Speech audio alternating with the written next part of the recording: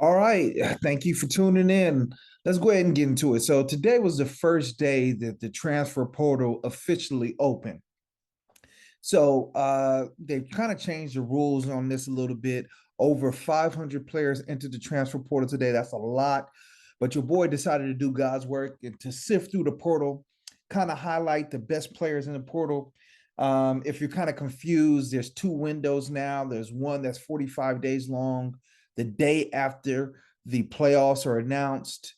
And then there's another portal that opens up right after spring ball.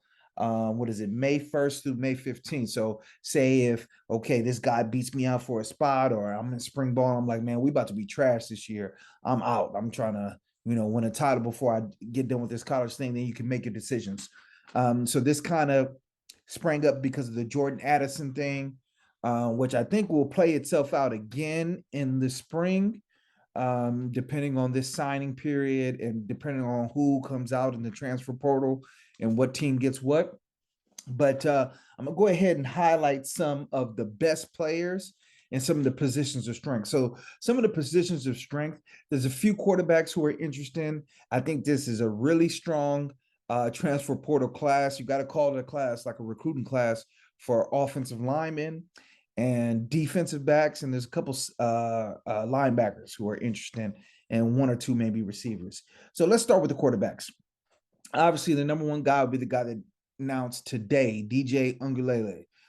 So he struggled at Clemson, but he has that five-star pedigree. We've seen someone with a similar pedigree in a Bo Nix who kind of struggled at Auburn, go to Oregon this year.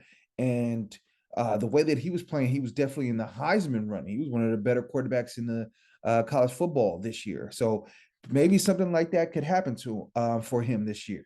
UCLA is somewhere that's mentioned. They have a four-star, five-star kid that they drafted, that they signed, excuse me, last year, Freudian slip. Notre Dame, they have a five-star coming in 2024. So maybe, DJ with, I think he has about 2 years of eligibility, but if he has a great year, I'm sure he'll go off to the draft. So that might be a consideration. Oregon, they're losing Bo Nix, so that might be a consideration. Alabama, their backup quarterback that played this year, he ain't it. He ain't it, Alabama fans. I'm gonna do a video for Alabama fans because I think Alabama fans are in for a rude awakening next year and the years to come. Another quarterback who's interesting is the Slovis kid. Now he went to Pittsburgh. He had a up and down year at Pittsburgh. So I'm kind of surprised that he would enter the portal again.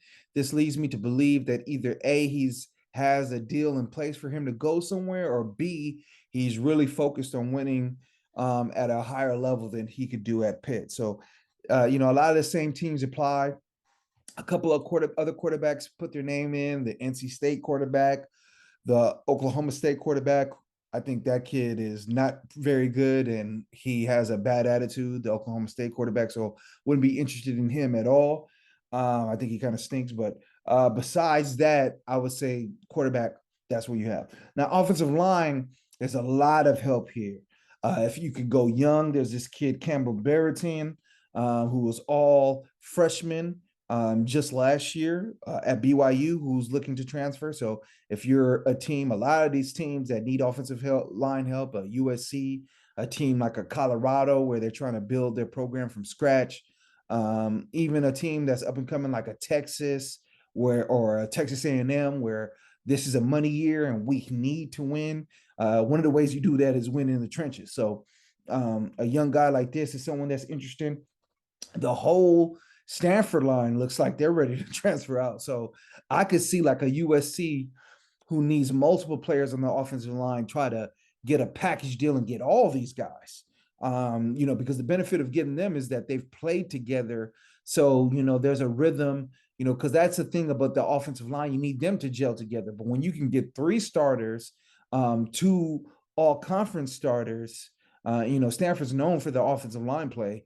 In one swoop, I mean, you have to pounce on that. So I think that's something definitely that USC in particular would be interested in, especially with the way that their offensive line played versus Utah in the Pac-12 championship game.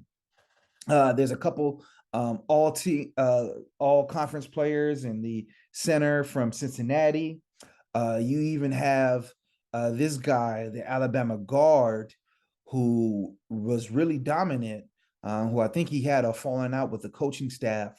I think that this guy is definitely a plug and play guy for a lot of summer teams or just teams in general. You can never not improve your offensive line play. That's one of the reasons I think Michigan and Georgia have been the two best teams these past 2 years is their offensive line play. So, when I was younger in the game learning football, I used to hate when my team drafted linemen. I didn't understand when they made big deal of linemen signing to places, but linemen matter and you need to get one. So on the receiver side, there's this kid from Missouri. Love it. And if you look at his tape, I mean, especially when they play Georgia, the guy gets separation. He gets open. I'm gonna do a video about this more in depth, but I'm really thinking that the receiver position has elevated itself to one of the top tier positions in football in general. So you need a receiver, and he's a veteran receiver who has some real juice and has some ability to take the top off of a defense. Another kid, I believe his name is Thornton from uh, Oregon. He's available. This guy had big play after big play after big play, like a Deshaun Jackson type, where I mean, it seems like all of his highlights is him just running past people and catching bombs. They had a kid, I believe his name is Franklin, come on, so maybe that's why he wants to move on. But I think a lot of programs could take a look at this kid and use this kid. So that's a pretty hot name to look out for as well. On the defensive side of the ball, there's a pair of 5-star corner prospects. You have the one Kid Davis that got caught with a misdemeanor charge in Clemson. I think that got reduced, but he kind of fell out of the coaching staff's favor there. He started a couple games. I think he's a plug and play guy.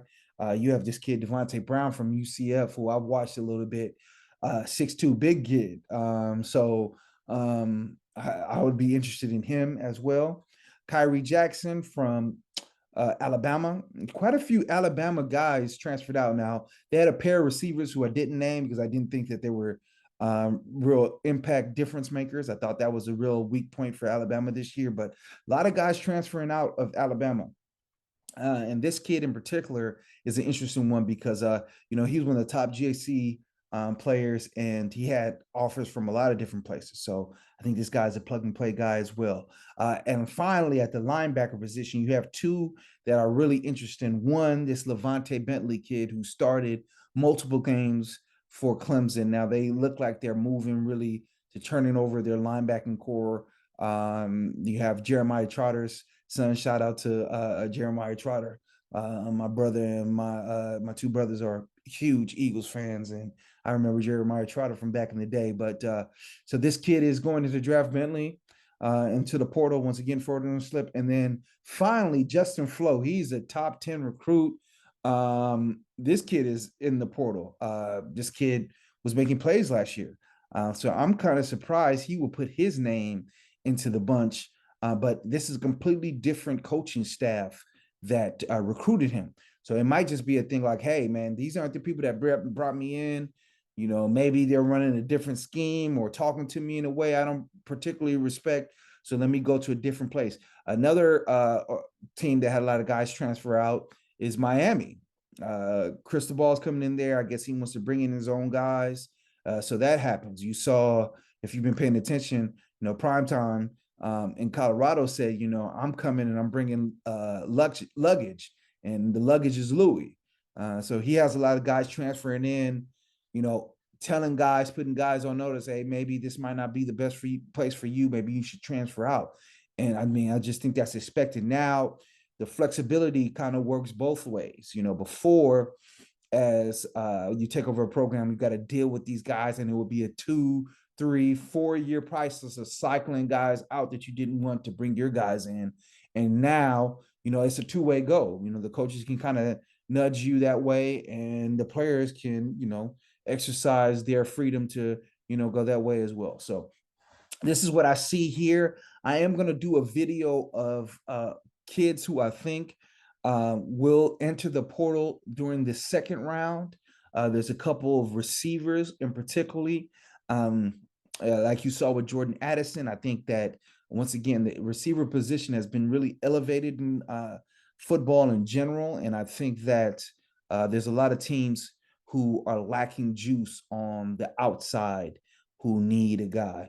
And I forgot about this. You know, the quarterback position at Texas A&M is a school I definitely see definitely going after a quarterback. And I think that there's going to be a lot of options. There's this kid that they're recruiting. If they don't get that kid, I'm guessing they're going to go all into the portal because it's a make or break season for Jimbo Fisher. All right. Leave me a comment. Try to respond to all the comments. I appreciate the love. Appreciate the subscribers. The game is the game. Yeah.